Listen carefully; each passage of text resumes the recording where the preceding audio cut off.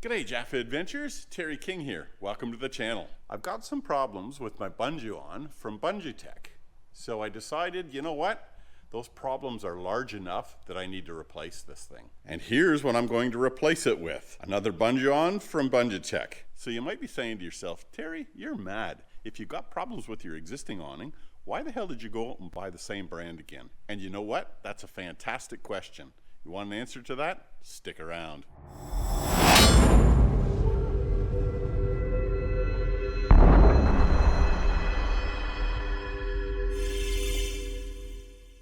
So let me pull the cruiser out of the garage, deploy the awning, and I'll show you exactly what I like about it and what I don't like about it. It is a hot one out today, probably 35, 36 degrees. I don't know, but I'm cooking. The first issue that I've got is the bag. I got a big tear in the bag. Now that's certainly not the manufacturer's fault. For those that watch the channel, you know the tight tracks that we go through. And that sort of damage doesn't surprise me, nor should it surprise you. This is the other sort of damage that I'm getting on the leading edge of the awning. That obviously smacks into all the trees and bushes and everything. And you can see that it's starting to fray the bag. Setting this thing up is a breeze, if you've seen my videos on the Bundutop and Bunduawn. But you know what? All of these 360-degree awnings are pretty much a breeze. Got two clips that you have to undo. Roll the awning out and walk it around on both sides.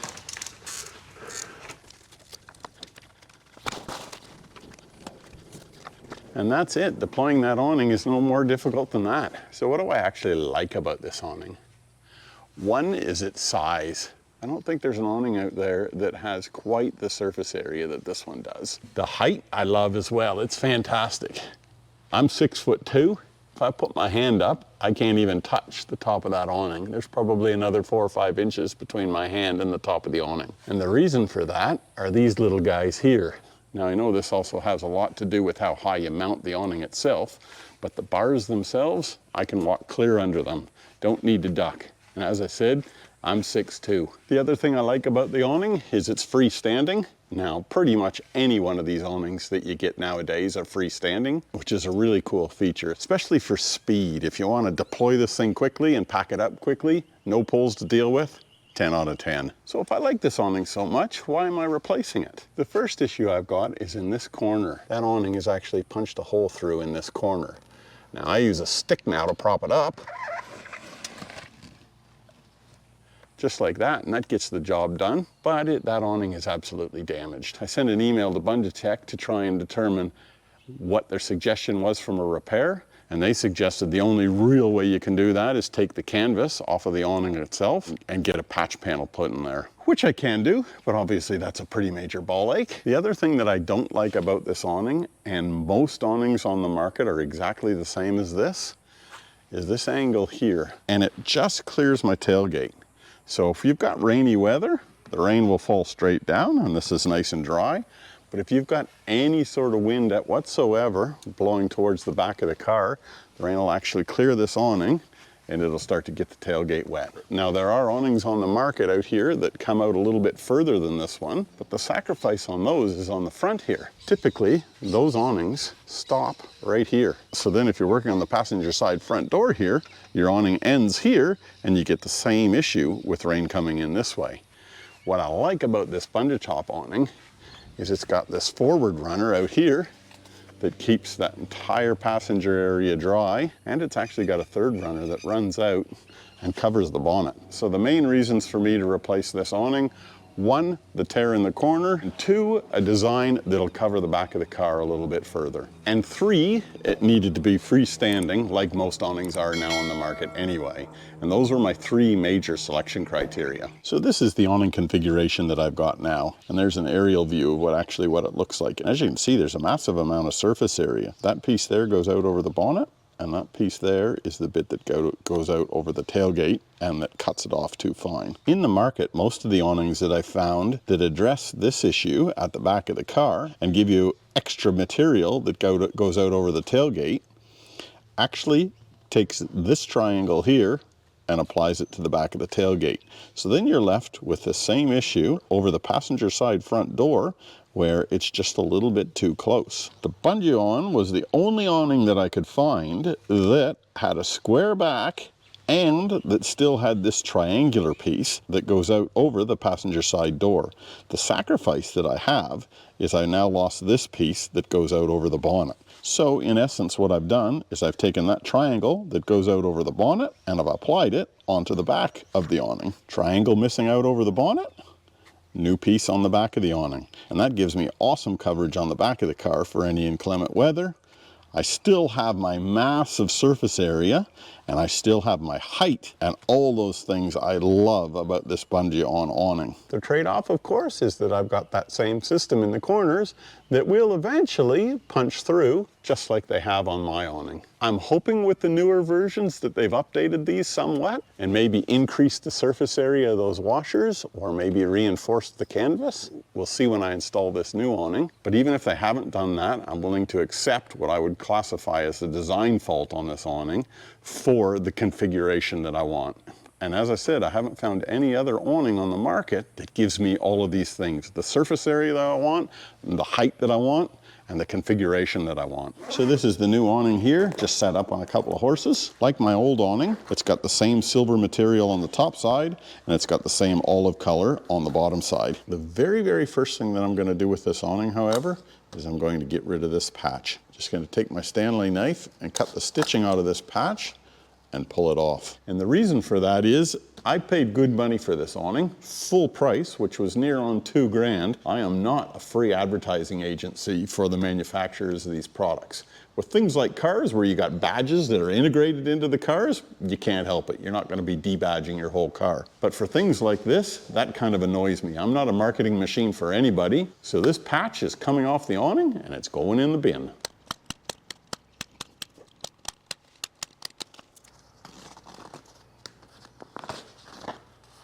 Bye-bye, Bunduawn patch.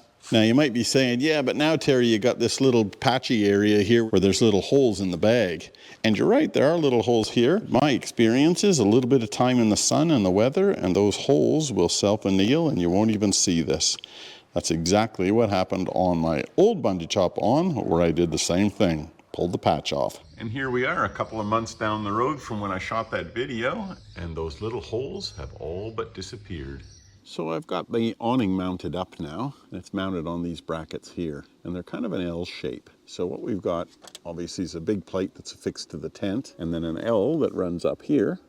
That prevents movement in this direction. And then there's another plate affixed to the tent running down here, and that prevents movement in this direction.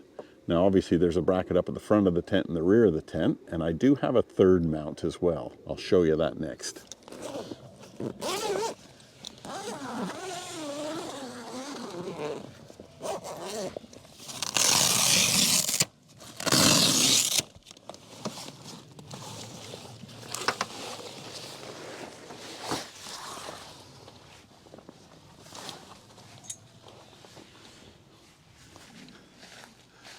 You can see when this thing's deployed, this rear bar clears the spoiler on the back of the tailgate.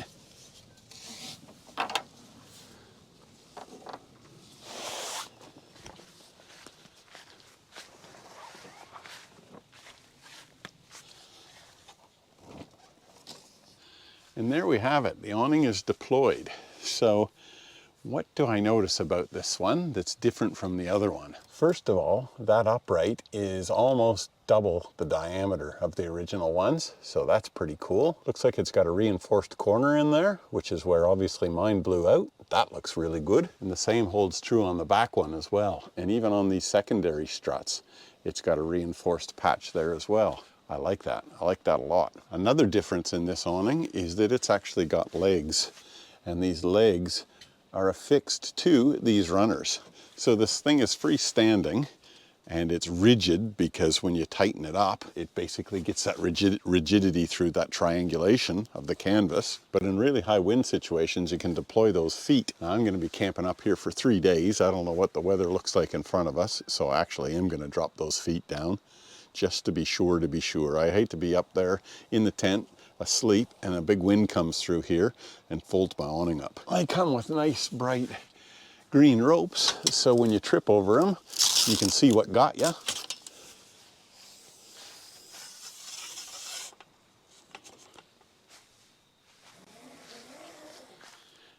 That's pretty cool. I like that. I like that a lot. That's a definite improvement over the old awning, because the old awning didn't actually have feet. So if you need to stick poles in it, you had to bring your own.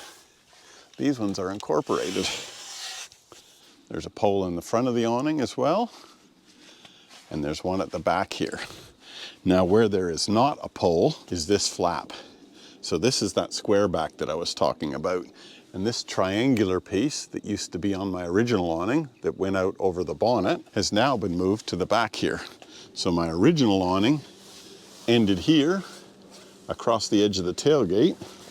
And you could see that if we had a little bit of inclement weather, it could blow in here and get this tailgate area wet. So let me peg out this square back and we'll have a look at how much surface area we've got around the back here now.